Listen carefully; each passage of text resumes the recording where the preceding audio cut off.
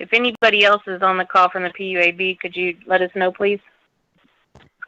David McDowell's on the call.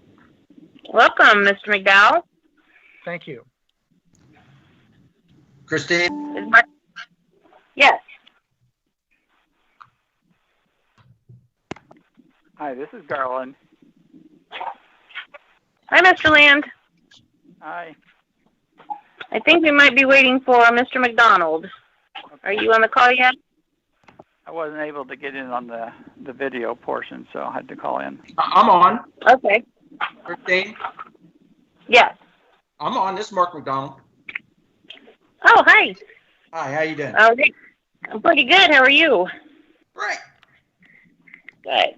Okay, I think we've got all the PUAB on here and quite a few other staff members. So, Mr. Atkins, if you'd like to call the meeting to order whenever you need. Okie doke. Yeah, well, it is 2:30, and so let's call the Public Utility Advisory Board meeting together. And so let's start off. Christina, if you'll call the roll, please.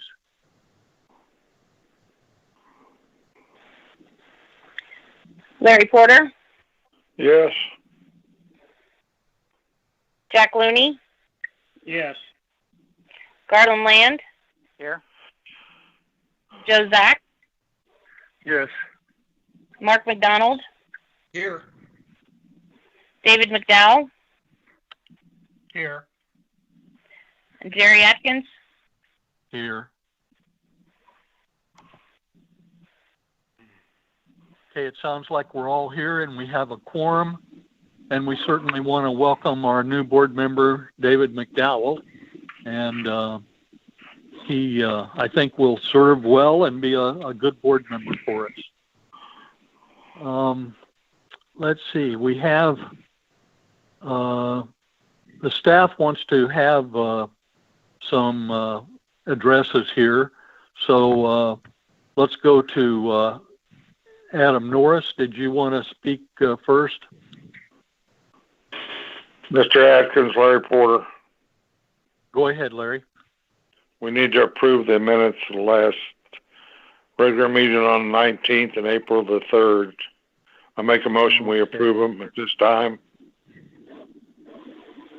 Mr. Chair? Zach. Just a second. Christina, go ahead. Yes, I'm sorry. I just wanted to point out something. We'd like to just say which staff is on the call before we get started into more of the meeting, if that would be okay with you. And then Sarah, I believe, would like to talk about just some roles and things of the call. Okay, and all of that prior to the minutes, to the approving of the minutes? Yes. Okay.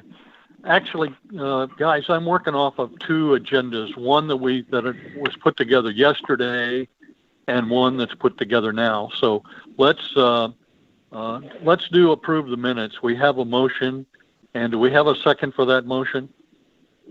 Joe Zach, I second that motion. Okay, we have a motion and a second to approve the last two sections of the minutes. Is there any discussion on that? Hearing no discussion, would you call the roll, please?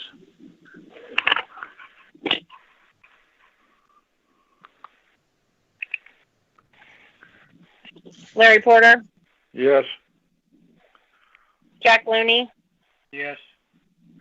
Garland Land? Yes. Joe Zach? Yes. Mark McDonald? Yes. David McDowell? Abstain. Jerry Atkins? Yes. Now let's move to the information that you have for us, Christina, about staff. Okay, just wanted to let everybody know some of the staff that might be on here in case needed. Looks like we have Brian Kidney from Finance, Cindy Gray from Finance, Dan Montgomery from Water Department, Jim Nell from IPL, Lisa Phelps from Water Pollution Control, Matt McLaughlin from Water, Robert Stillwell is on here from IPL. And let's see, we've got Sarah Carnes-Lemp from the Law Department. And Adam Norris from the City Manager's Office. Did I miss anybody else? You got Kendra. Yes, Kendra and Natalia are both on here in case needed. And they're from the Finance Department as well. And Sarah, if you want to go ahead. Yeah. So I just want to remind the board that we're still currently in a middle of a public health crisis. So we are still conducting our commissions and boards via internet chat. And because of that, our bylaws need to be waived for today. So I would like to hear a motion to suspend the rules of procedure for the Public Utility Advisory Board, specifically Article 2, paragraphs 4 and 5.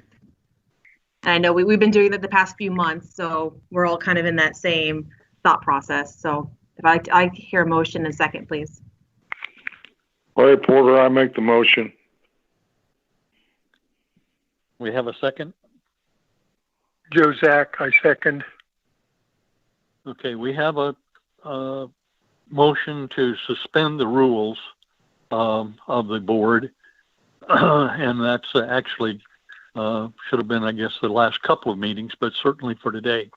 So we have a motion and a second. Is there any discussion on this matter? Hearing none, would you call the roll, please, Christina? Larry Porter, Yes. Jack Looney. Yes. Garden Land, Yes. Joe Zach, Yes. Mark McDonald, Yes. David McDowell, Yes. Jerry Adkins. Yes. Okay, Sarah, did you have more that you wanted to say besides the suspending of the rules? Other than that, I'm just the first on the discussion items after the minutes. Sarah, this is Garland. Could I ask, would it be appropriate for us to amend our rules so that we don't have to take this action each time while we're in this situation? That's exactly what's on the next discussion item. I brought forward a bylaws amendment for you guys, Okay. so we don't have to do that again. Okay, fine. Sarah, did you want to discuss just the basic rules of the meeting? Yeah, it's because we're doing this via internet chat or phone. It'd be best for Mr. Atkins as our chair, and he'll be running the meeting, going through the agenda line item by line item. If a member would like to speak, please state your name so Christina is able to take the minutes so we can get that in the record correctly. And I think that if there's any questions after discussion item, that we hold that to the end so there's no overlap in communication, so we all know who's talking and what questions have been asked. And that's it. And this is Okay. Christina. Just a reminder to keep your phones muted if you would, please, when you're not speaking. Thank you. Okay. Again, I'm working off of two agendas, the one that was published yesterday and the one that we have today. So I'm juggling back and forth.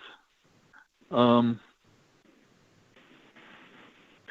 we seen the one for today?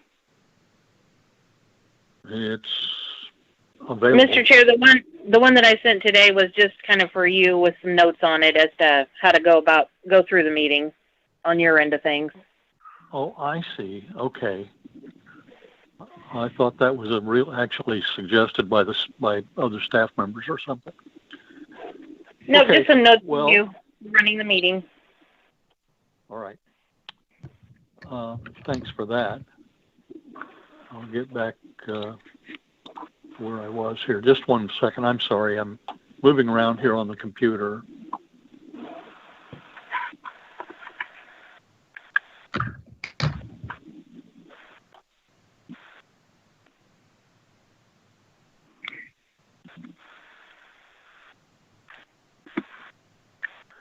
Okay, I'm there. We have the revised procedure and all that. So, Sarah, would you come up with an amendment to our rules so that we can have that for next meeting, and that would really clear this up? Would you mind doing that? For us to move forward as so we don't have to meet in public, is that what you're referring to? That's on tonight. That's on today's agenda. So if you look at page 2 of the revised rules of procedure, you should have in your packet at the very top, at the very paragraph 5 and 6, I've amended so that the board can meet via internet chat, video conference, conference call, internet message board, and this goes in line with the state of Missouri's laws, sunshine laws, to allow this board to meet that way. Before, it was only public, there was only the body could only meet in person, and obviously, we haven't been able to meet in person for months, and I wanted to align our rules of procedure with the state law, so that's what I've done in paragraphs 5 and 6. So we can continue to do that, or if there's a time when the board can't meet as a quorum. Okay, this is Jerry. I don't know who else has this. I do not have that in front of me. 5 and 6 and all that. I don't have it. It will be, I'll tell you, Mr. Atkins, it'll be on page 11 of the board packet that Christina sent out yesterday. Yeah, we did not receive it. On the packet? No. I think I have it. Yeah, I don't have that. This is Mark McDonald. It says number 5, am I reading this right? Meetings may be held in person or by means of communication equipment, including but not limited to conference call, video conference, internet chat, or internet message board, or any combination thereof. Yep. Is that it? Christina emailed out the agenda packet yesterday at 11 a.m. So, in that PDF packet, it's page 11, is the new revised rules of procedure. Okay, well, that goes along with what we've been doing. Actually, correct. What you're trying to do is just bring us up to date and provide it. Okay. Is there any discussion, or is there a motion to accept this? Well, there's two amendments that I made. So the first amendment would be to allow this board to meet and by phone conference, conference call, video conference, internet chat, etc. And then the second amendment, which is at the top of page 11 of your packet, it's actually just putting into your rules of procedure the discussion we had. Assistant City Manager Adam Norris brought forward, and the board voted to approve that if the board wanted staff to conduct any sort of extra, wanted to request extra information about a certain item. If it was going to take longer than 4 hours, then we would ask that the full board would vote on that and move forward, instead of having individual board members request something that would take an exorbitant amount of time on staff's end. So that has also been proposed in your rules of procedure, just to put that in form for you all. So in case it comes up again, that you guys did vote on it, you did approve it, and I just wanted to formalize it into your rules of procedure. So that's at the top of page 11 of your packet. And those are the only two changes I made. Larry Porter, please. Mr. Chairman. Yes, Larry, go ahead. These are all procedures that we voted on, and this is just an informational to the packet to cover us with the state law and the emergency that the mayor has put in place, so that we're still doing things properly. I don't think there's any need for any motions to approve or anything. We already have at this time, and this is just informational. No, I think it is a change to our procedures. I think we should vote on it. I mean, I agree with it, but I think we should vote on it. We voted on it. No, these are changes to what we've already voted on. I mean, I'll make the motion that we vote to accept these changes. Okay, is there a second? I second. Mark McDonald, I second it. Okay, there's a motion and a second for these specific changes. So is there any discussion about this, about these changes? Looney. Jack Looney. Go ahead. Larry, you probably can't see this if you don't have it in front of you, but it also strikes out existing wording that's in our document that we approved. Not just adding information, but it strikes the way it was worded. So life does deserve a vote to change this official doc. Okay, I see what you're saying, Jack. Thank you. Secondly, back to Sarah. Yes, sir. Is there, and the board, would there be a reason that since this now reads as a variable, that the meeting could be conducted in several different ways, does there need to be something in here about public notice? The notice will be exactly the same for any type of meeting we have. So the laws, the state sunshine law still applies. You have to give 24-hour notice to the public of any meeting, however it's held. And that notice would state how it was going to be held? Yeah, just like we've been doing now. Christina's been adding that special information, like a video conference. You can view it here or call into this number. Yeah, all of that'll be exactly the same. Mm-hmm. All right, thank you. No problem. Okay, any further discussion on these issues?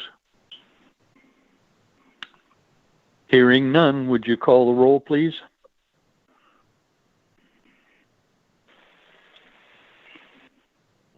Larry Porter, Yes. Jack Looney, Yes. Garland Land, Yes. Joe Zack, Yes. Mark McDonald, Yes. David McDowell, Yes. Jerry Adkins. Yes. Well, hopefully that cleans up a lot of our procedural things. Is there anything else, Sarah, that you needed to put in? Nope, that's it for me. Okey-doke. Point of All right. order. Yes.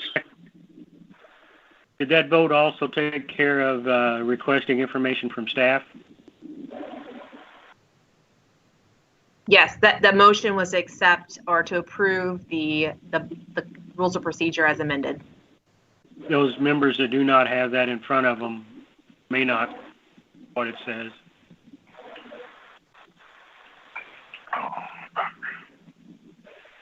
I can read it if you like. That motion was already done and approved by the full board last meeting, but I can definitely read that out loud if you'd like. No, if Word it's, that's my memory not working. If we voted on that, that's fine. Yeah, y'all did. I'm just formalizing in the rules of procedure. So Thank you. So that's all. Great. Okay. There's a note for Adam to present something from the council interview committee. Sure there. Hi there, everyone. If you have your packet in front of you and you continue scrolling through the rules of procedure that were just adopted to page 15 of 32 in your packet, there is a memo dated March 13th to this board from the council interview committee that recommends to adjust the meeting time of this regular board meeting to the third Monday of every month, beginning at 4:30 p.m. So I'm just relaying that recommendation from the council interview committee and defer to you all for discussion. Larry Porter, Go ahead, Larry. Chairman. Adam, is that at the same location at the service center? We can do this at City Hall in the council chambers if we wanted. That would provide a little less drive time for staff to travel back to City Hall for the council meeting that typically occur at 6 o'clock there. It probably from a logistics standpoint, recording and quality of the meeting that viewers can have would be a little bit better at City Hall as well. Well, my concern is last time this was brought up, we were going to City Hall, several council people didn't like us sitting in their chairs, so they didn't want that. I'm not aware of that concern. If that's something that you'd like me to ask go back to the interview committee and ask that question, I'm happy to do so. Also, is that gonna, if we run late, is that gonna cause a conflict with city council meeting if we run over? Because people start showing up to the council meeting at 5:30. Yeah, we'd certainly have to manage those logistics just a little bit if we wanted, or we can try to continue having these meetings at IUC there. Yeah. Okay, that's all I wanted to ask. Thank you. Yeah, this is Garland. I agree. I think that could be a problem of having at the city council meeting with people coming in for the council meeting and us maybe running a little bit late or something. I don't have any problem of holding the meeting at 4:30, but there could be a conflict of running late and interfering with the council meeting. This is Mark McDonald. I guess I question what's the deal with 4:30. If it's to try to get more engagement from the community, which I think is very, very important, particularly in the future now. It's the same reason why somebody couldn't come to speak to the board at 2:30 would be the same thing. They couldn't get off work at 4:30. So I'm all in favor of changing it, but I think it needs to be a later time. And I share Garland Land's concern of interfering with the city council. Now, this is Jerry. It concerns, there's two things. One is, Adam, you mentioned that there's more staff over there. I'd see that as a wash. IPL staff would have to go over and be later at night, or City Hall staff would have to come to the IPL building. So that's kind of a wash either way. But the concern that I'd have is if we open it up to the public at 4:30 with the intent of having more people there, then we have a possibility of even having a longer meeting than we normally have. So I just see it to be a big conflict at the moment. Anybody who would want to come could come to the meetings. They're open meetings now at IPL. Is there any other discussion on this? Jack Looney. Jack, go ahead. Kind of falling back on the old adage, if it isn't broke, don't fix it. We've been very successful with the times that we have. Those meetings that we thought needed much more public input, we've held public meetings at times that were convenient for the public, and we're very successful in each of those events. As far as video and sound, what I would see as a minor investment by the utilities to at least provide more microphones and additional cameras, as is desired by the technician, would help our meeting place and time. I myself think it works out where it is. That's all. Okay. Anything else on this point? Is there a motion that we would? This Go is ahead, Dave McDowell. I was going to say, if you run your meetings late, you're talking about increased cost by making city staff work in the evening. I think it's foolish to change that time to a later time unless it's just warranted. I'm on the. I tend to agree that we leave well enough alone. Okay. Anything else? Larry. Or go ahead, Larry.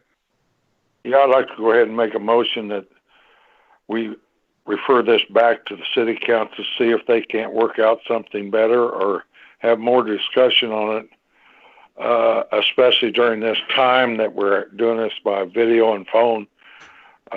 We need to let's stay where we're at right now until this pandemic is over and we can meet in person, and then let's come up with a better plan, maybe have one or somebody from the city council come out and we'll discuss it with them, with our board, and see if we can't work out a better program.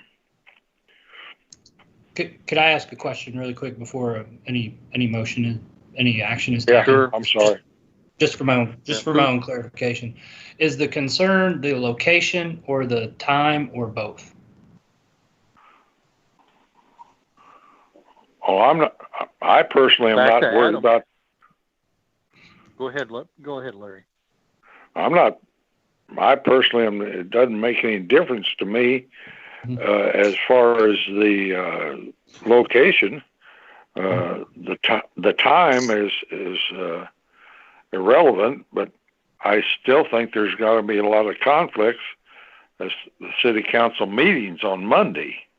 We've always had it on Thursday, and I was told months ago, before all this pandemic, that Thursday was open at city council on the evenings.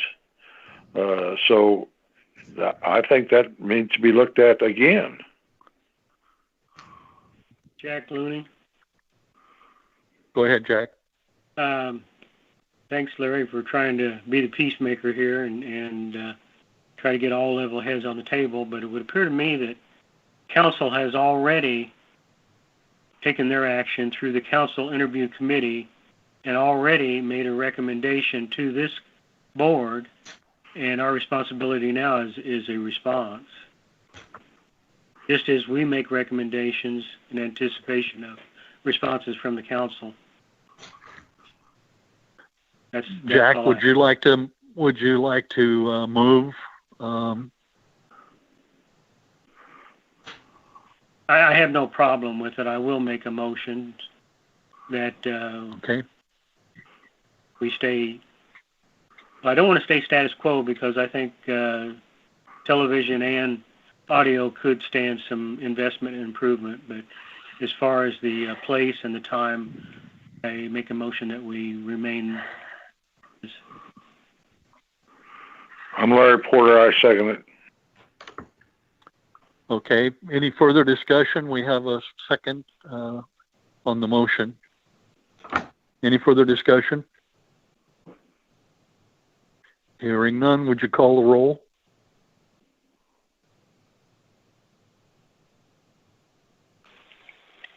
Larry Porter, Yes. Jack Looney, Yes. Garland Land, Yes. Joe Zack, Yes. Mark McDonald, Yes. David McDowell, Yes. Jerry Atkins. Yes. The motion passes, so we'll stay here for the time being. Okay, anything further on that issue? Okay, hearing none. Moving on to some agenda items and long-term goals for the PUAB. Adam asked that we come up with some long-term goals so that we had a little bit more continuity in our meetings over time. And so I talked with each of the board members and came up with a composite of what seemed to be on people's minds. And so, not that we're going to deal with these today, they're long-term goals, but I want to read them so that, excuse me? Hello? Okay, I want to read them into the record just so that everybody has them and we know what we're talking about.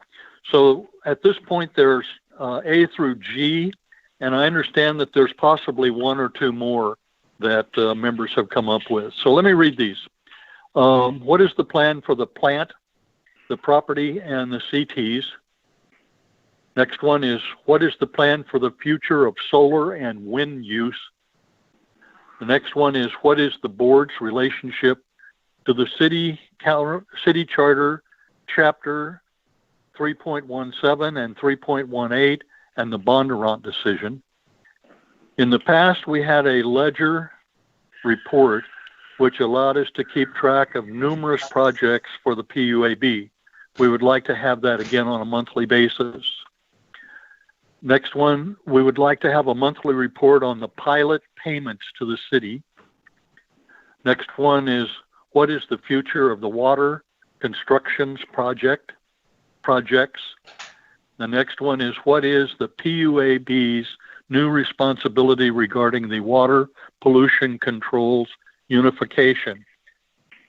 And as I understand it, there's one or two more that want to be added. Mr. Chairman? Yes. Jack Looney. Yes. That is a question. I have two short-term goals. Do you want those discussed after these or put into the mix? Let's go ahead and put them into the mix. Well, I'll tell you what. Let's get finished with the long-term goals, then I'll go to short-term goals, if you don't mind, Jack. Yeah. No, okay. Mark, did you have something? Yes. Okay. Long term, I'd like to see us see what's happening with the new consultants report that's going on, and also the final report from the Mark Tomaperi analysis. And I didn't get those in there. Okay, those two will be added if it's all right with the rest of the board members. And then there was one other that came up, and that is the board would like a monthly report regarding the utilization and payback of the $25 million line of credit. So, Christina, were you able to get those two or three additions to the long-term goals? Yes, I got those. Thank you. Okay.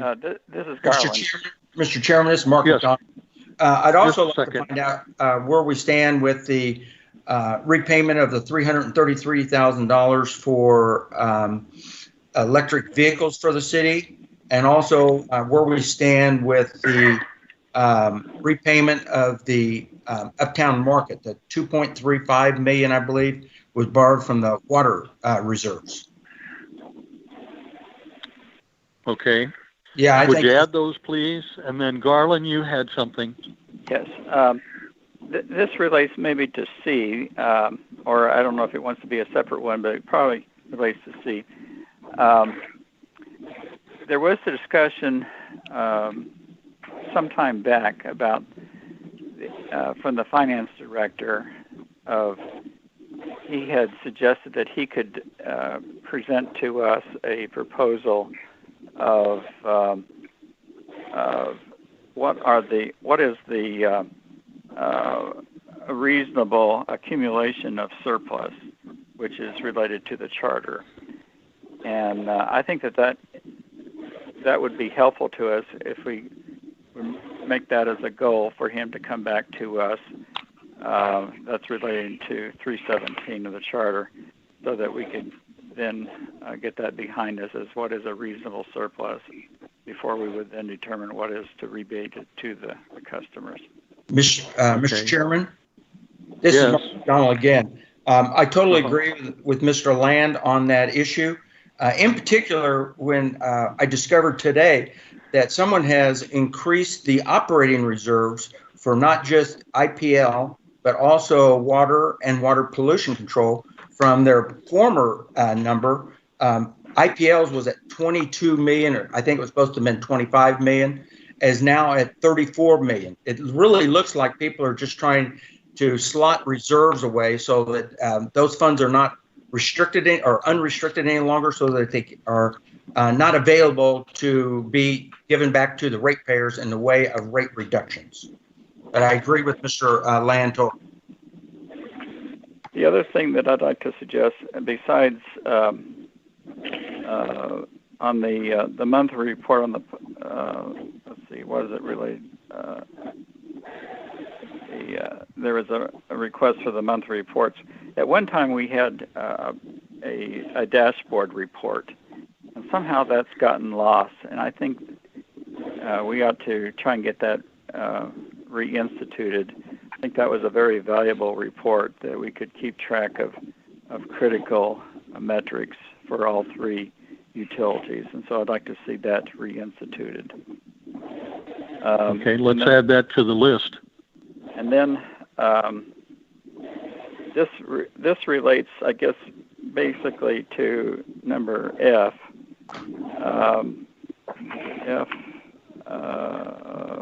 What is the future of the water construction project? Well, no, it's related to where it talks about the wind and solar. I guess that's back on that's B. A. Yeah, it's B. Yeah, on B.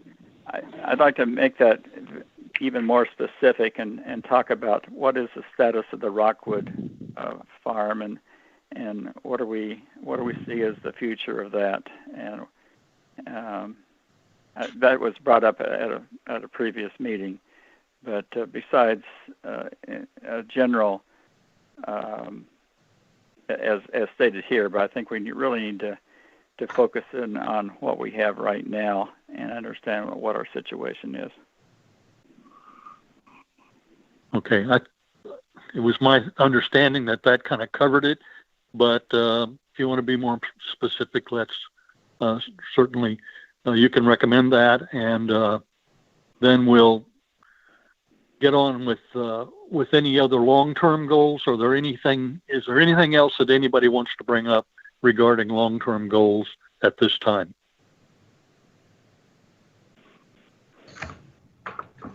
Well, hearing none, could I have a motion that we approve these with the amendments that were made? Larry Porter, I make the motion.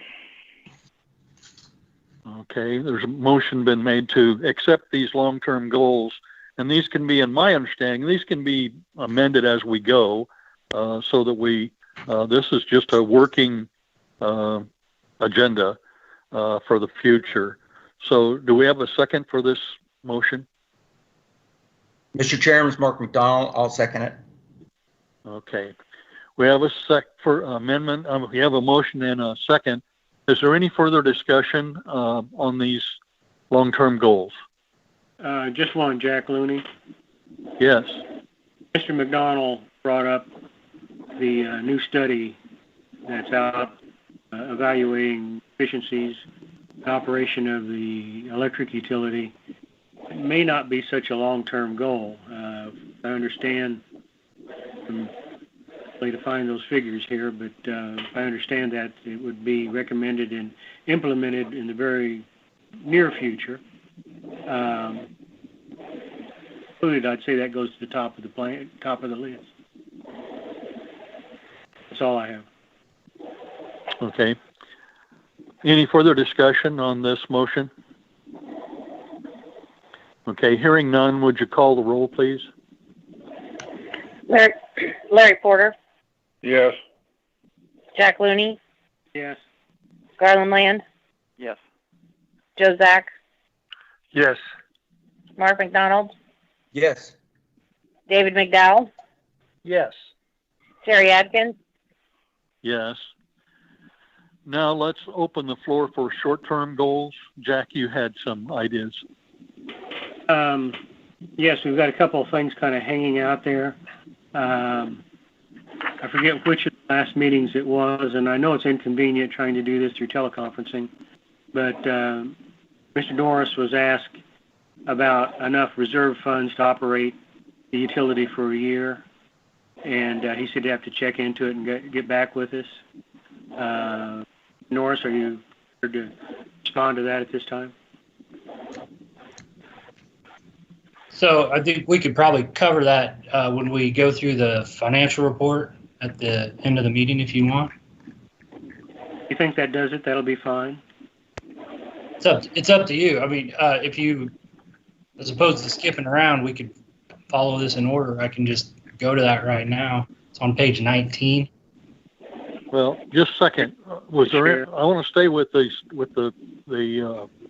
Are there any other short-term goals, Jack? You had something else I think you wanted to mention. Yes, sir.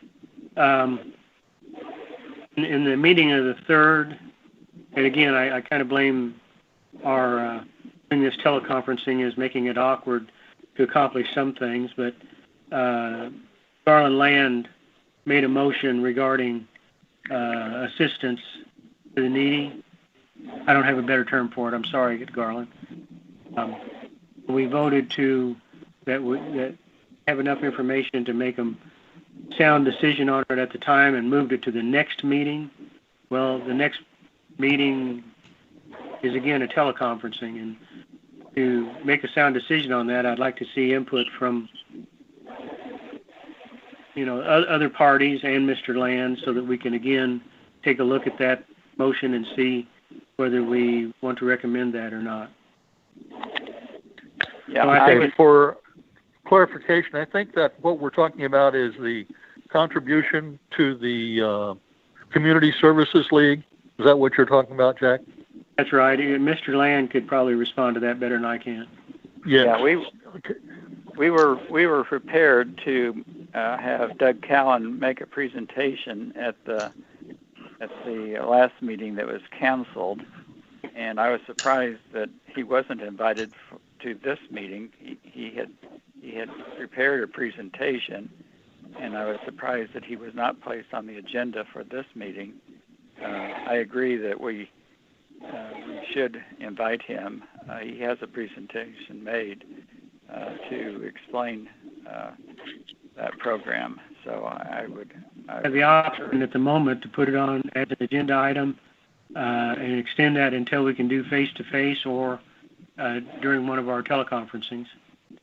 Yeah, we can do it either way. Sure. Well, let's put it on the agenda then for next month, okay. And we'll carry that high on the agenda,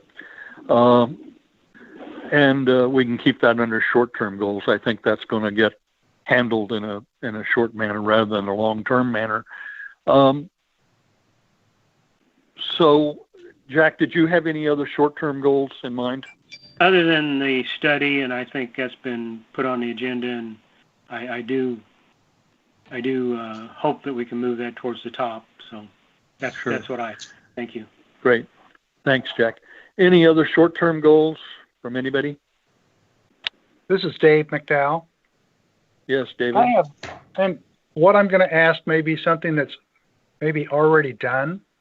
And if it has, I'd like to see it.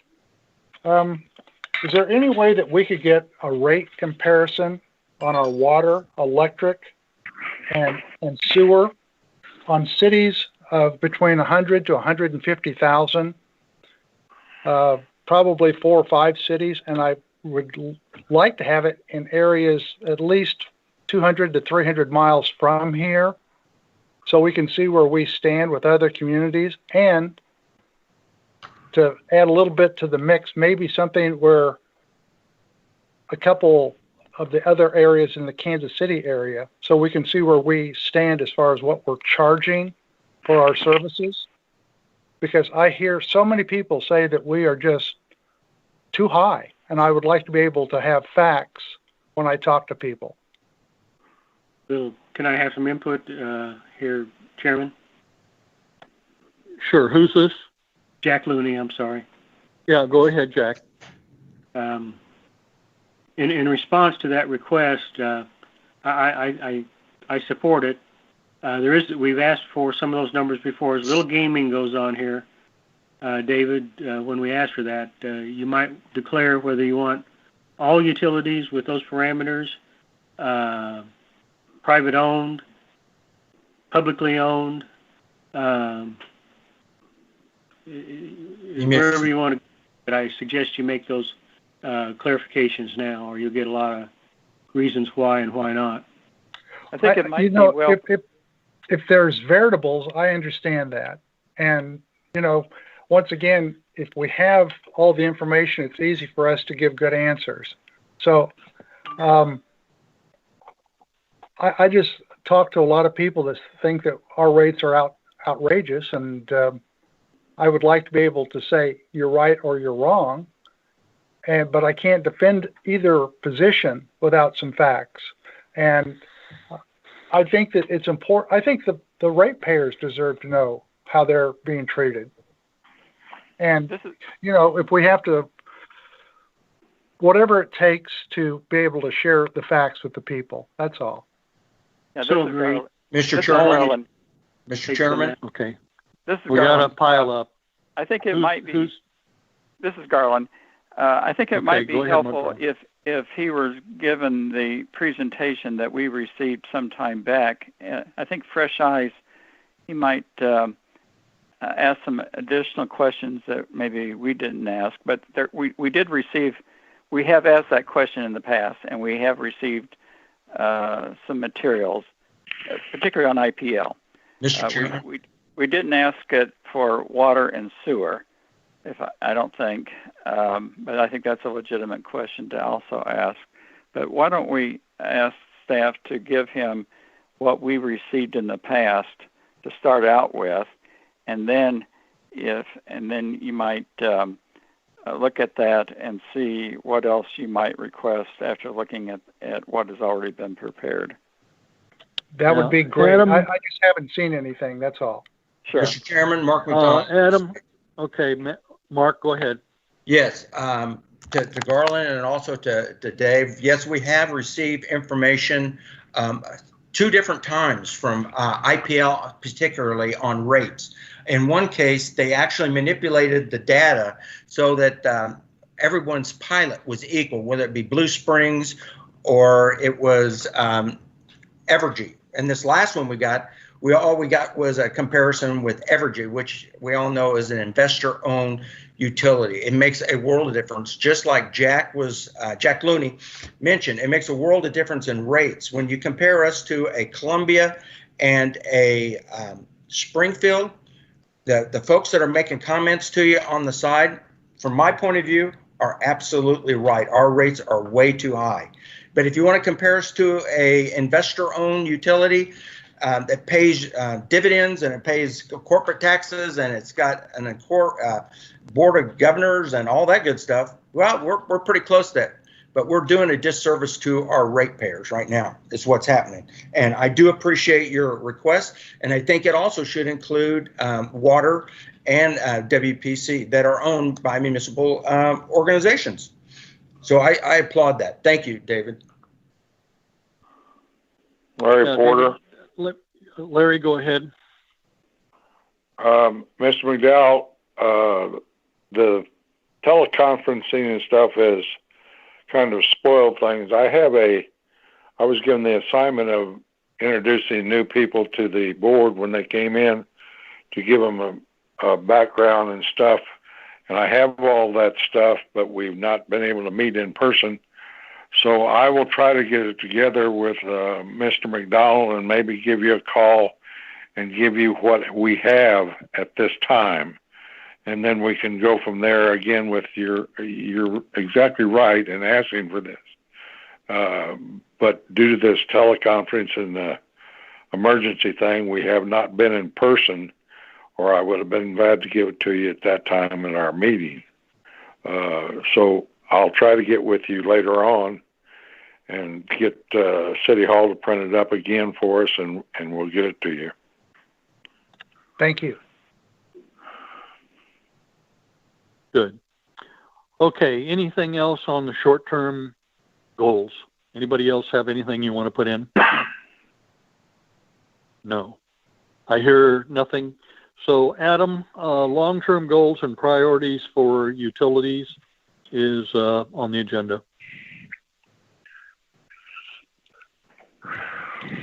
Yes, I won't go through our list comprehensively since we provided it to you in the packet. Some of the items that the various items that this board has communicated are items that are a priority for us as well. The management firm DKMT, their report, that's obviously on our list.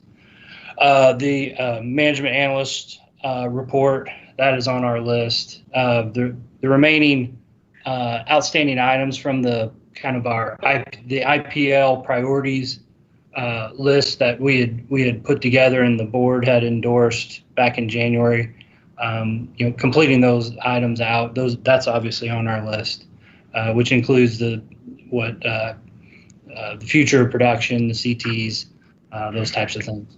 So, from a high level, maybe I won't go into each utility, but I can talk through just some of the ideas that we had. And I think it's important to,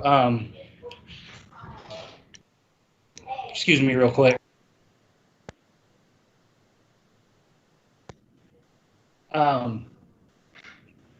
So there's a few items on here that,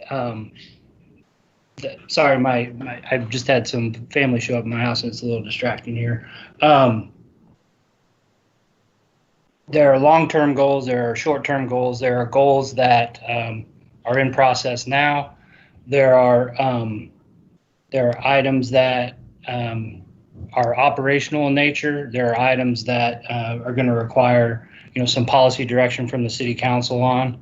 And I believe, we're tentatively planning to have a kind of a goal setting session with the city council later this fall. And I'm sure a lot of these items will come up. So I kind of preface all that before I get into these, but some of the items, I'll go through a few of these bullets in the memo that we drafted. Develop long-term planning, financial planning models, capital improvement plans, and equipment replacement programs. Develop and manage comprehensive maintenance programs.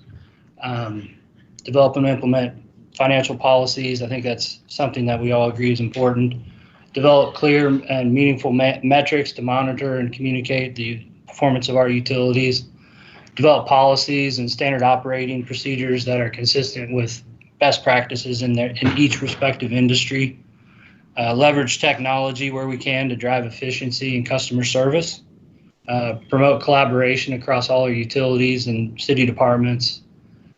Stay current within all the regulatory environment that we must operate in. And then kind of a big one that touches all three of the utilities is our customer information system and going through those periodic software updates.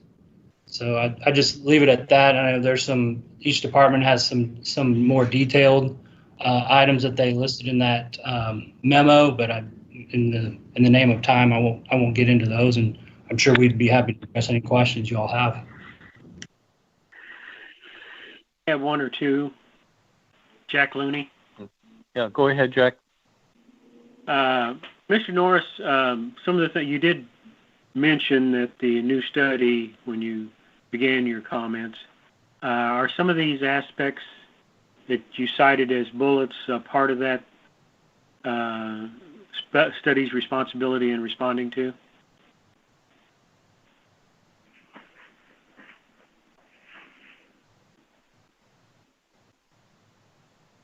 Adam? Sorry about that. Stayed on mute there for a second. It was brilliant. So just a little bit of background about where we are with that project. We're in phase one right now, not yet complete with phase one. We should have that wrapped up by the end of this month or shortly thereafter. And what that group is doing right now is generally getting a sense of the landscape and environment and opportunities for potentially maybe some quick wins and some maybe longer term wins. And so that would lead into a phase two where we would actually start executing these things, perhaps with their support, to give us a roadmap. The financial policies, that's certainly something on that list. SOPs, standard operating procedures, that is certainly something that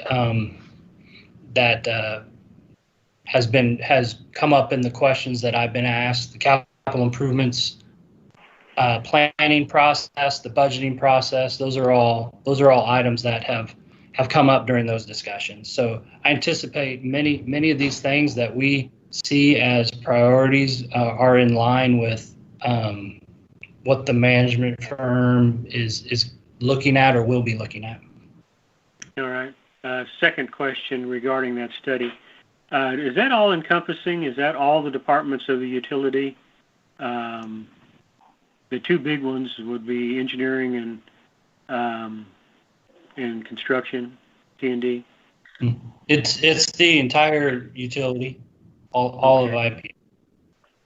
All right. And we're going to have to prioritize where we start with that. We can't, it's not going to be a jump in and do it all at once. We're going to have to see where we could get the biggest bang for the buck and start chipping away at those recommendations. Okay. Not to step on any toes here, or trying not to, but we have seen, now this is past councils, so I'm not condemning anybody necessarily today, but sometimes does not like what they see and amends it or resubmits it to others. Is there any chance when will the board get a chance to see the original recommendation? I don't know what you mean by the original recommendation. There'll be a recommendation, I would think, before it went very public, that all city administration would have to come to agree and that's what the direction we're headed. Sure. I mean, there's a kind of a drafting process that takes place with any kind of consultant that you engage. So, that may take a little bit of time, but my guess is this phase 1 assessment will be relatively straightforward in the recommendations that they provide. Yeah, everything that I've heard so far is kind of textbook. So I just wondered how in-depth they'll be looking at our organization. Well, again, this is phase 1, so future phases would be a more in-depth look. This is really just to get a sense of the environment and landscape, and to start identifying those areas that we really, those kind of areas that are going to get us some the biggest bang for the buck again. So. Okay. Thank you for your responses. This is Garland. Just to kind of follow up on what Jack was saying, and trying to be delicate here, but we all know that in the past there have been outside consultant reports that have not been accepted by the city council, and we've there's been a lot of money spent, unfortunately, good money spent that and good reports that have gone nowhere. Is this report going to be basically a report for internal usage that you can use, that politics may not, that will be useful for you, and that the politics shouldn't get in the way?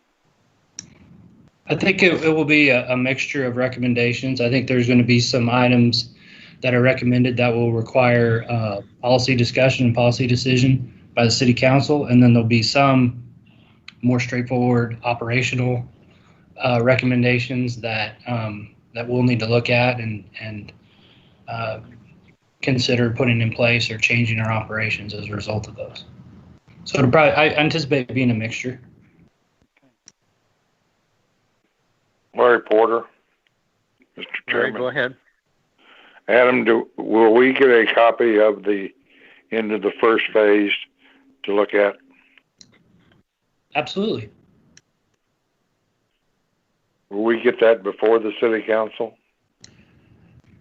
I don't know I haven't really thought through how that process will work just yet.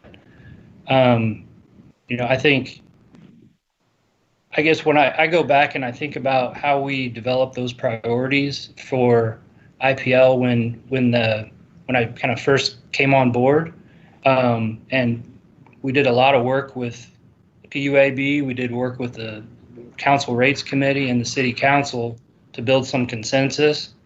And I think getting kind of a wide base of support proved to be a pretty effective strategy for us. And I think what we were able to accomplish in the last 6 months demonstrates that likely is a good model to replicate in the future. Okay, well, I'm just following up a little bit what Garland said too. Is we've had reports that we've seen, but the council has already approved it when we get to see it. So I'd like to see it before the council approved it. That's all I got. Thank you. Sure, appreciate it. Okay, any other comments? One more, Mr. Norris. Is there, on the objectives that are chosen, is there any way to establish a value on those that if fully implemented, they would correct finances or efficiency by so much percent so that the larger items would go to the top of the list? Yeah, I think that we would anticipate some kind of evaluation of impact, whether that's a very straightforward financial impact or more of an efficiency impact. I think that is in part how we'll prioritize those recommendations. Safety would obviously be a big one, and operational and financial efficiency would be right up there with that. Okay. Thank you. You're very welcome. Okay, other comments? Okay, if nothing more, we'll move to the reports from the various utilities. And I'm assuming this is a part of the packet too that I don't have. Are there pages supporting this? Yes. Okay. All right, let's just go to WPC and water pollution control and see what the report is for that. Okay, it's about time for me to give you guys project update again. So the biggest project update. And this is Lisa? Yes. This is Lisa? Okay. Lisa Phelps. Okay. Yep. So biggest project update, long awaited, biosolids has been given notice to proceed. So contractor was selected and that contract was awarded. So we finally get to move on that. If you want, I'll just go down through a couple of these. Some of our projects have been slowed down like so many things because of COVID-19. Specifically our fence project, electrical substation rehab, and neighborhood projects, but got some movement on Bison Park with that slope stabilization effort out there at the lift station. That should be going into getting acquisition authority next month. And both the Fairmont Highlands and Arlington improvements, those projects were the most slowed due to COVID-19. Those are both in-house projects that are doing investigation, and we've had smaller groups of staff in. They've been rotating just to keep everyone separate. So we just haven't had the force to carry that one out yet.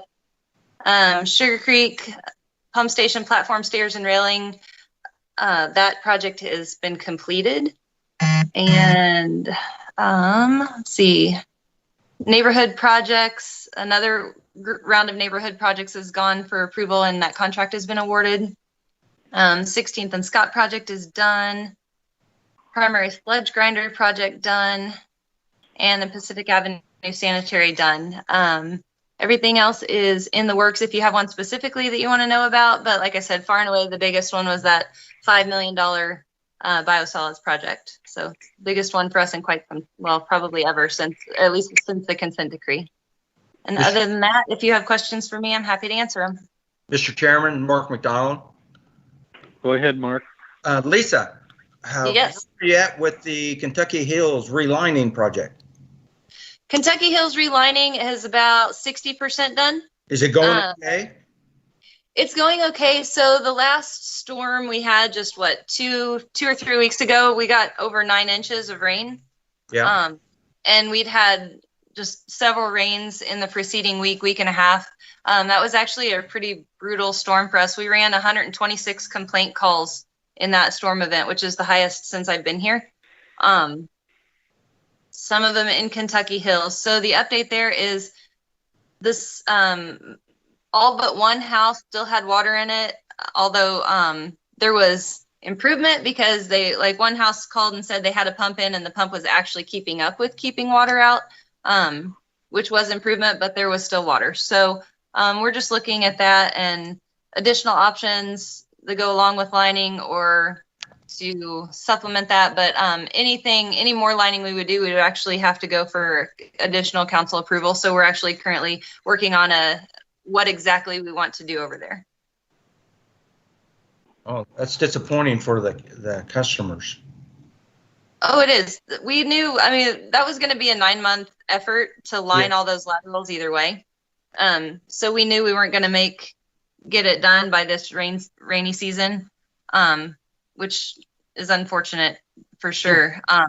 They did see progress, which honestly, some of them take any progress as excitement, but we are looking for just something we can guarantee they're never going to see a drop of water in their basement again, as much as we can guarantee that. Obviously, there are no real guarantee also.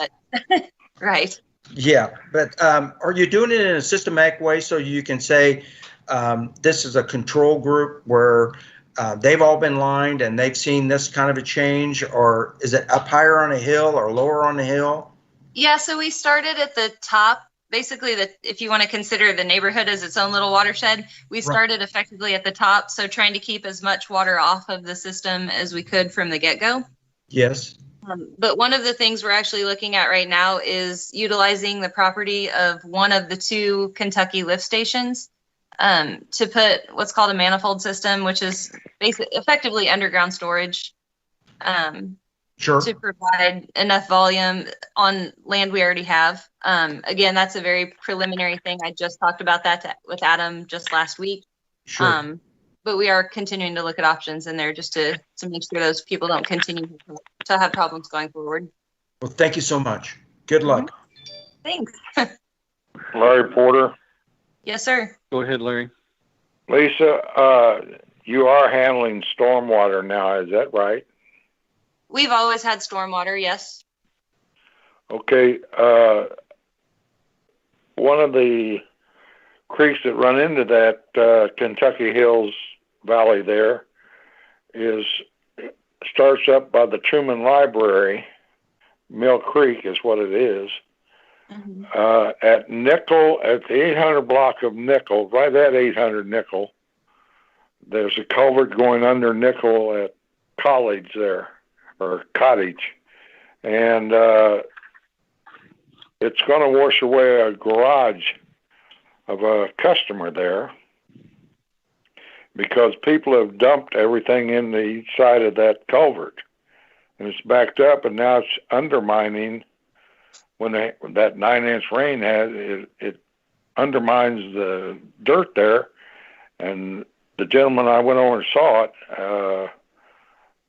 it, his garage is going to fall off in the creek next. And it's on his property. So is there any way we can get something over there to dig that out and clean it out so the water will flow properly through there? We can absolutely go take a look and see what's going on. I'm just trying to look up and see if we have any complaint calls at that address, but we can, yeah, I'll definitely send somebody out. 800 Nickel? 800 Nickel. A truck was over there last week. I called and they sent a truck by, but they just stopped and didn't do anything. I understand they were just looking to see what was wrong, but it's going to end up in a lawsuit or somebody hurt. It's going to be like that 42nd Street, only it's going to be running over the road the water is.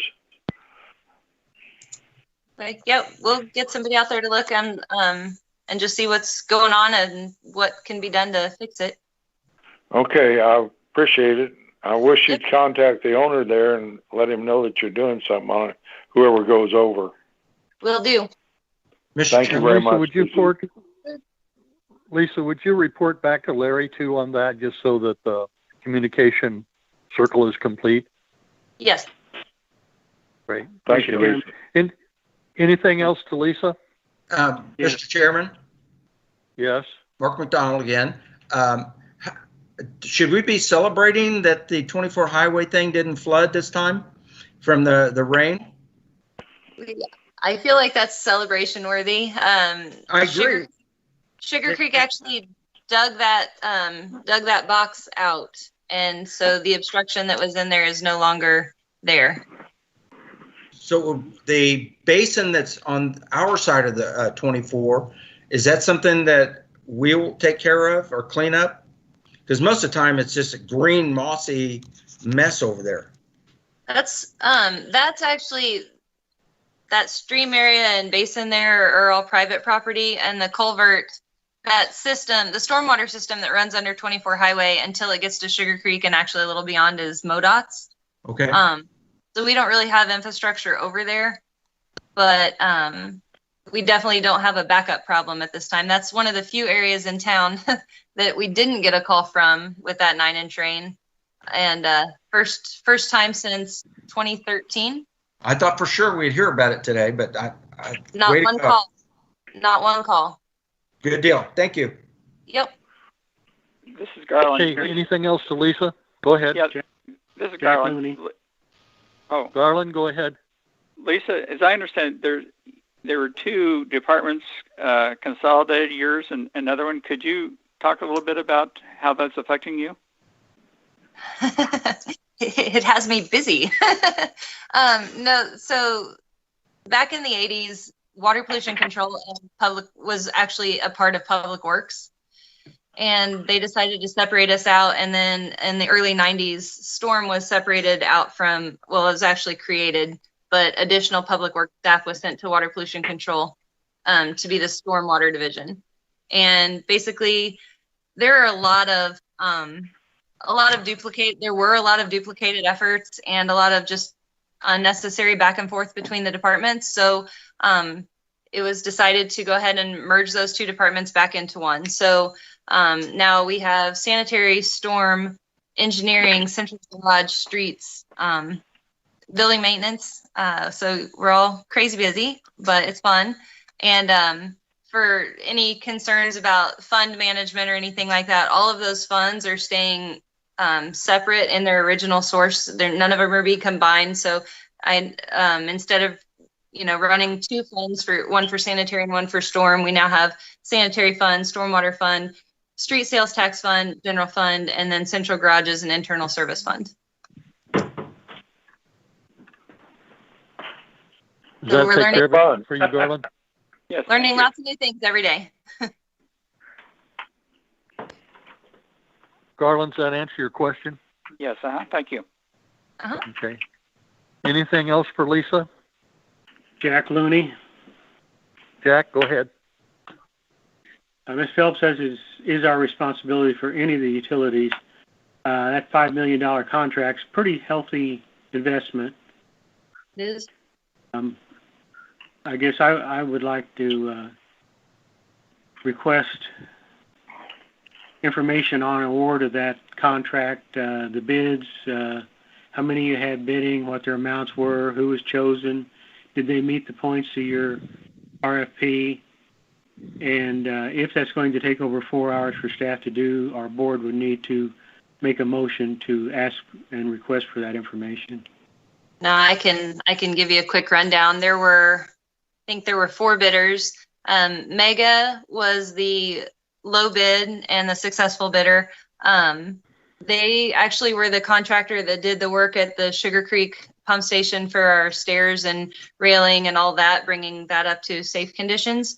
And I believe they've done some work for water as well. So they've worked for us, for the city, successfully. They completed all parts of the RFP and they were the low bid. And actually that project came in under budget, which was really exciting, because steel prices had been going up. So we were worried about that because the system is constructed largely of steel.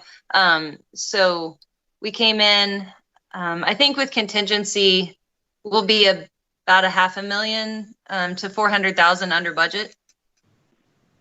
Fantastic. I think that answered the questions. You can't do much better than the best bid in the bid.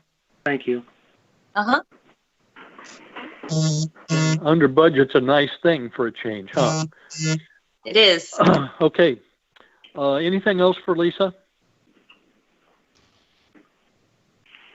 Hearing nothing. Well, thanks, Lisa, for that, and we appreciate it. And any further reports that you have that you can bring David McDowell up to date would be helpful to get on over to him. Sure, no problem. Okay. Okay. All right. Moving on to water. Dan, are you there? Yes. Hopefully everybody can hear me. I can hear you. Go ahead. Okay. Just kind of bring you up to date. All of our field crews and the plant personnel are back to their regular schedules. We have opened up the building here for customers to come inside on Monday, Tuesday, and on Thursday from 9 to 3. They can come in. The drive-through facilities have been open, and they're open 7:30 to 5 Monday through Friday. So we're still not disconnecting customers for non-payment, and that will open up back again on July the 15th. So because of that, we don't have a lot of foot traffic in, and just unless the customer would like to come in and visit with us. But so we expect that to pick up a little bit in July when we go back to looking at disconnecting customers for non-payment. We will have some ability to make arrangements so folks can have it spread out over a 6-month period. So that's kind of what we've been doing lately. And if you have any specific questions, I'll be glad to entertain those. Anybody have anything for Dan? Dan, do you anticipate that the money that the city is going to get from the county will help with some of the payments that you're not getting? I have not heard any information at all on any of those monies being directed towards that at this time. Larry Porter. Larry, go ahead. Dan, how are you? I'm good. Thanks for asking. Well, nobody was asking any questions. I just thought I'd talk to you. On the market loan, is that paid yearly or monthly? Back to you. It's twice a year, so I guess it's by... Oh, twice a year? Okay. Yeah, it's interest payment and the principal payment. So, but they are making the payments. Everything's up. It's all good. Okay. I was just wondering because they were shut down for so long. It's kind of affected their business. But, okay, that's all I needed. I appreciate your help. Thank you. Thank you. Uh-huh. Okay, anything further for Dan? Okay, hearing none. Thanks, Dan, for all your good work. You're welcome. Anytime. Okay, moving on then to IPL. Jim, are you going to report for IPL? Well, I don't have a whole lot to report. I think Adam pretty well covered it. The biggest things we have on our plate right now are the ongoing management audit, and looking forward to the recommendations and proposals that we're going to see from them, as well as the city's management audit that's going through its reporting process, and when that's all done, we'll be responding as necessary to any of that. I can report that effective June 1st, the Blue Valley plant was closed, the power plant, but we've gotten a number of questions that I want to make sure everybody is clear. At the Blue Valley location, the only thing that closed is just the power plant. The property's still in use, the service center's still in use, the substation's still in use. So it's only the power plant building itself is what was closed. But that is done, and the personnel transfers have happened, and we have some people that are working in some new jobs, as well as those that took their retirement or left. And Yay. any other than your questions, that's all I have for you this month. Mr. Chairman, Yes, go ahead. it's Mark McDonald. Jim, what I'd like to see is a comparison to before and after the plant closing. What I'd like to see is total number of employees before the closing and the total number of employees after the closing. So we can get an idea how many people actually exited the organization that would help drive additional reductions in cost and how successful we were. I don't know if that'll take more than 4 hours, but I'd like to see that. Now, are you specifically talking about the production division or IPL overall? IPL overall. Yeah, we can give you a report. Okay, thanks. Okay, anybody else to about the IPL report? Yes, I have one more question. Okay, Jack. I'm sorry, this is Jack Looney. And that's regarding the power plant. I saw some, and again, I'm looking for it, but I saw some information about repurposing the plant. The plant surely is an investment made by the utility ratepayers and part of the budget for Power and Lights Department. Repurposing, any costs or profits from that, wouldn't they be going to the Power and Light budget or Power and Light fund? Garland, I would assume that you're correct. We did have an RFI that went out. We got 2 responses back.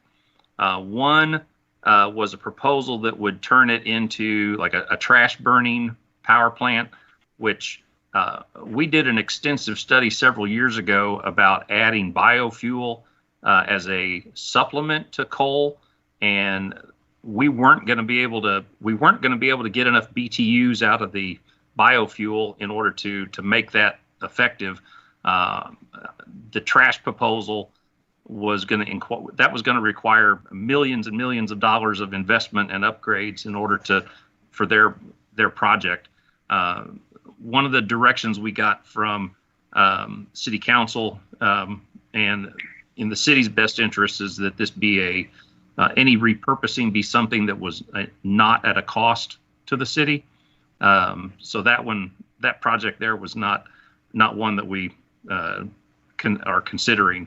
The other proposal actually didn't have anything to do with the power plant. It was a proposal to use some of the land on the north side to put in a battery bank that would be tied into our network. And if the people investing in that would be interested in seeing that move forward, that's something they could certainly come to us with.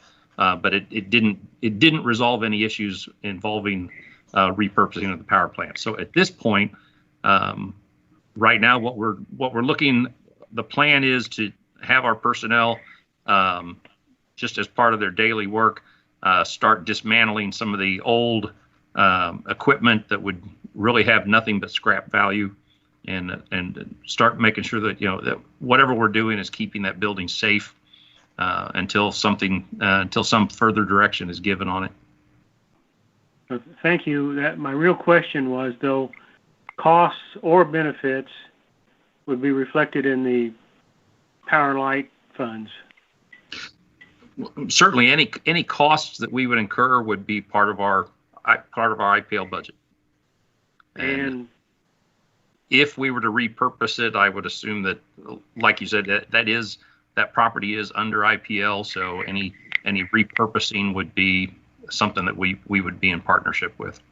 Yeah, and just to pick on you a little bit, the costs were absolutely part of the utilities, but profits you weren't sure about. Well, at this point, we haven't seen a proposal that would generate any. Right. This is all hypothetical. Sure. Okay, thank you. Okay, any other IPL questions to Jim? Okay, hearing none. Thanks, Jim, for your work. You're welcome. Going to the board members' comments. Who have comments. Mr. Chairman, Larry Porter. Larry, go ahead.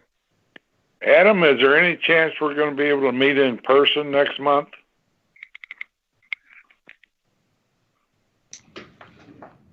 So the in-person meetings are tied to the state of emergency.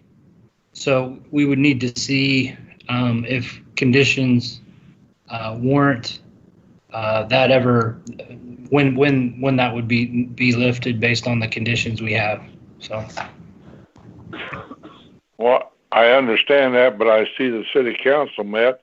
But when we were meeting in my first meetings here, we were spread out all over that room out at the center. So I think it's possible that we would have the 6-foot spacing for all the members and the staff in that room out there. And anybody wanted to attend it, they could sit in the background there.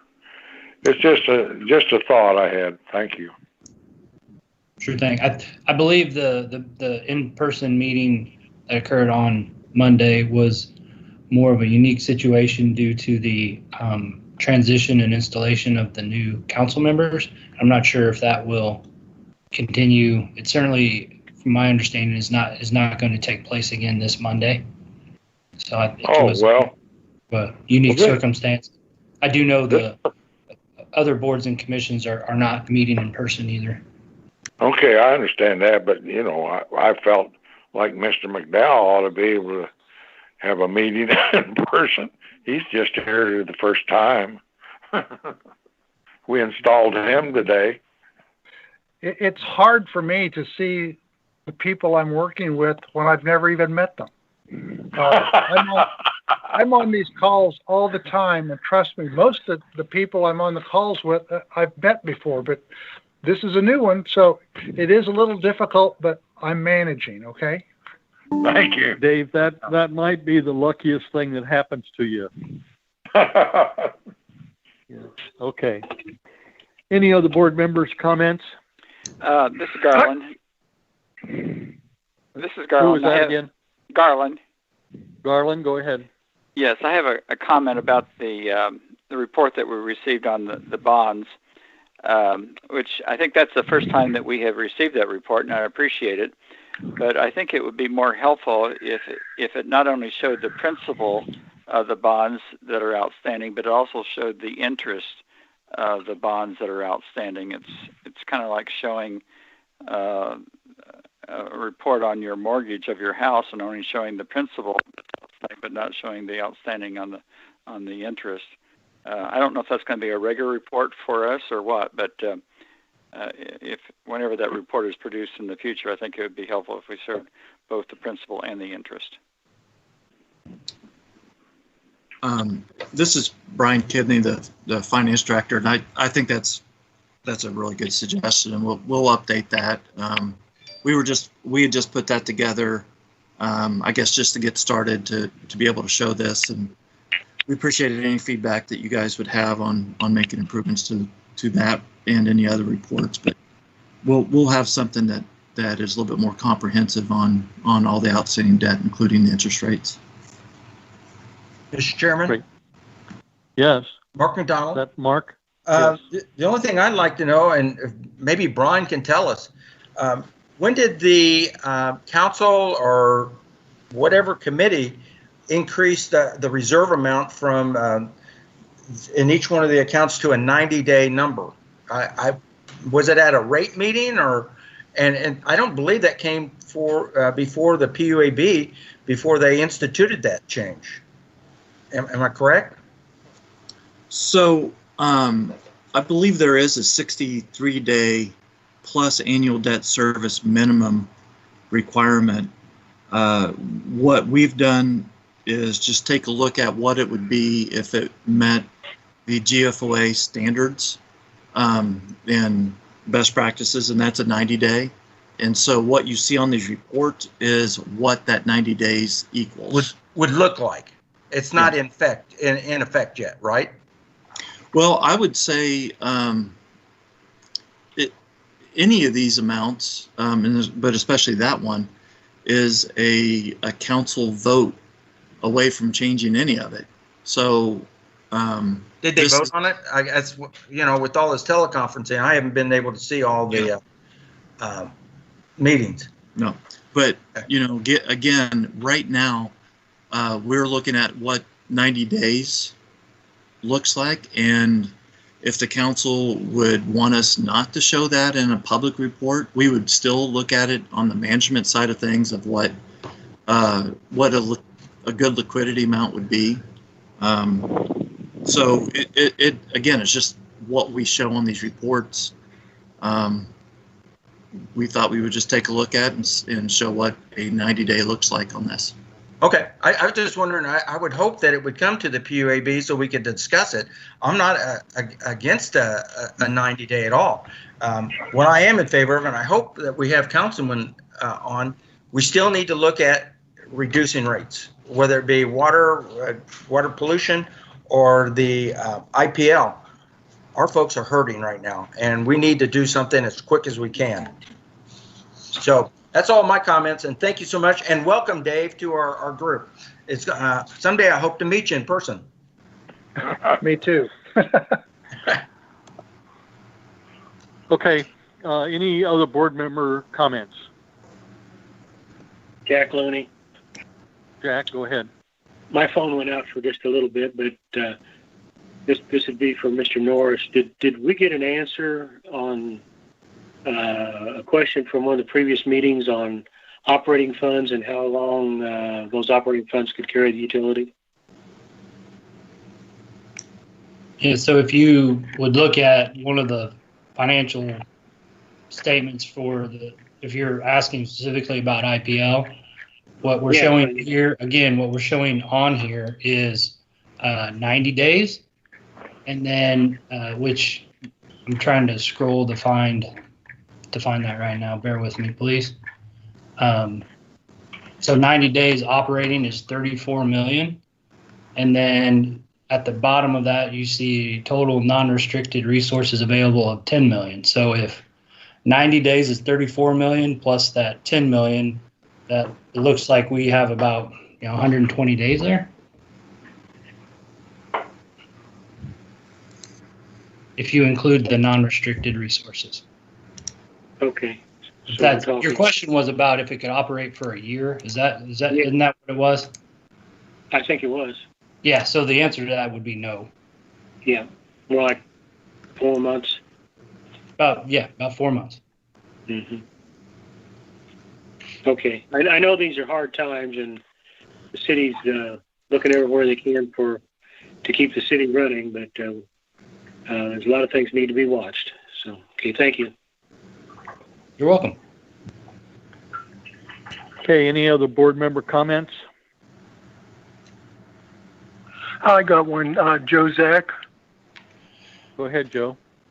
Yeah, I'd like to really thank Lisa at WPC and, of course, Dan, as usual, at the Water Department. They're always on top of everything that's going on there. I've worked with them over the years and combined jobs and so forth, and it's really good to see that they're still on top of this and everything's working fine. There you go. Pat on the back. This is Garland. I just want to go back to the 63-day, 90-day that Mark brought up. I think we were all comfortable that I think it was the city council that established the 63-day, and I feel a little bit uncomfortable that we're now showing a 90-day reserve without the city council saying that that's what we're supposed to be showing. I feel uncomfortable that that's just kind of being slipped in here. If the city council says that that's what they want to have for the reserve, that's one thing. But I think that ought to be a city council action rather than just an administrative action. Okay. Okay, I have a comment, and that is I wish that everything that amounts to very much at all, and I suppose we could put a dollar limit on this, that it be referred to the PUAB under Section 317 and 318 and the Bondurant decision. for instance, the 60-day to the 90-day, or I don't remember very much about the $5 million that Lisa spent. There's just a lot of things, it seems to me, that are happening and go by without the board getting to take a look at it, and that is the board's responsibility. And so I would like to just bring that up again and suggest to staff that as they're doing what they're doing, that they always take into consideration that the board needs to be involved. So Adam, Mr. Chairman, Larry Porter. To you. Yes, Larry. I think we voted many, many months ago, and it was in the budget for leases on the $5 million project, and now it's being done. That was all approved by us earlier. Okay. I'll stand corrected on that. I'll stand corrected on that. The real point of my conversation is to make sure that staff is just always aware of our interest and concern and responsibility with regard to the three companies. I agree with you wholeheartedly. I wasn't trying to correct you or anything. I was just letting you know. No, that's fine. Okay, any other board member comments? All righty, then we'll move on. We know that we're under an emergency clause, and we know that meetings may change with regard to venue and time, but the next tentative board meeting of the PUAB is Thursday, July the 16th, and that is tentatively a conference call format also. Chairman, could I make a few comments? Could I make a few comments before we wrap up, Yes. whether it's now or before we adjourn, please? Okay, is this Garland? Sorry, this is Adam Norris. Oh, Adam, go ahead, Adam. Okay, I was just going to make a note that this is tomorrow is Sarah's last day as an employee of the city, and she'll be joining a law firm. So we want to congratulate her on that and wish her well. She's done a tremendous job for us, as a utility counselor and before as a city clerk. And we're fortunate that we've made arrangements with this law firm that she will be able to still work with this board and assist us with some contract review. So we're not losing that expertise and that knowledge here. We'll be able to continue doing that going forward. But I did want to express my appreciation and our appreciation for Sarah's work, and we're fortunate we're going to be able to continue to work with her, but her role will be slightly different. Well, I can certainly agree with you on that. What a pleasure it's been to work with Sarah, and I congratulate her on her new assignments and best wishes. Anybody else? This is Mark. Go ahead, Mark. I'd like to ditto that same comment. She's been wonderful for us, and I'm very excited. It's the best news I've heard all day that she's going to still be able to take care of the utility at the PUAB meetings. That's really great, and I wish her the best of luck in her new career. Mr. Chairman, Larry Porter. Larry, go ahead.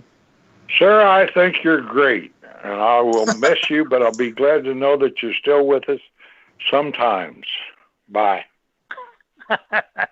Okay. Any other comments? Last chance, gang. Anything else anybody wants to say? Make a motion to adjourn. Then, there we go. Motion to adjourn. Second. And we'll stand adjourned. Thank you. Thank you. Bye-bye. Bye.